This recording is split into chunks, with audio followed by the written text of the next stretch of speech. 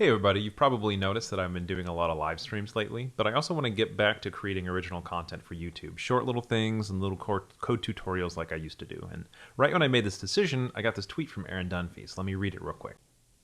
He says, "Hey Matt, we're looking at trying to introduce time to work on open source projects at the agency we work at, and wondered how you justify this as a business position, so we can propose this to our boss. Wondered if you wouldn't have any tips you wouldn't mind sharing." And the funny thing is, we actually talked about 20% time at a company-wide meeting last week, and I talked quite a bit about the value and the purpose of 20% time. So if you're not familiar with the idea, I think it was probably Google that came up with it, and it was 20% of your time, so usually 1 day a week, you would be able to work on some personal project. And so at Titan, it's a little bit less of one personal project, and it's a little more you're going to work on writing blog posts, working on Titan's internal applications, or working on open source. And so those days, folks, and there's also learning. People will often go watch videos or read books and that kind of stuff. So it's a combination of personal development and professional development, and also kind of contributing to company work and then contributing to the broader community.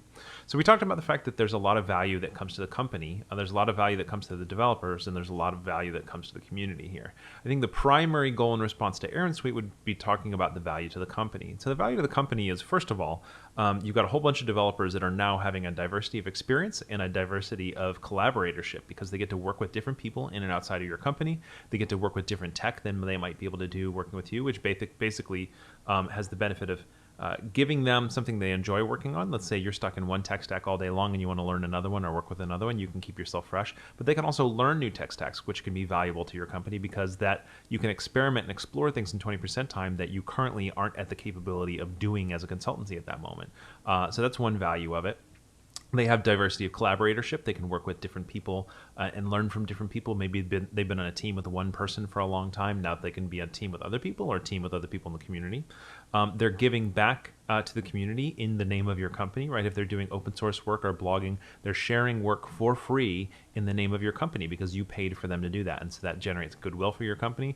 And additionally, just like purely pragmatically, it's an HR thing. It's a recruiting tool that you can use to say, oh, well, we offer 20% time, which developers love. And additionally, it's an HR tool because the people who are working for you are more likely to stay working with you because you're taking care of them and thinking them this way. And also you're allowing space for their professional development. You're not expecting them to grow only in the context of the projects you put them on, only in the context of their free time, but you're actually giving them space and time to grow.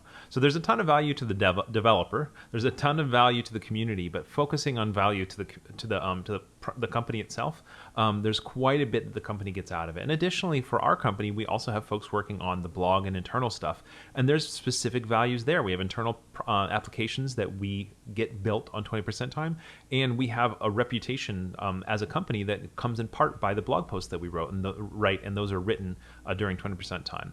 So that's not all of it, but I think that's at least a beginning to say, hey, look, there is actual value to the company here, and I really hope that helps. And y'all make sure you subscribe and stay tuned for future ideas like this, future videos like this. Thanks.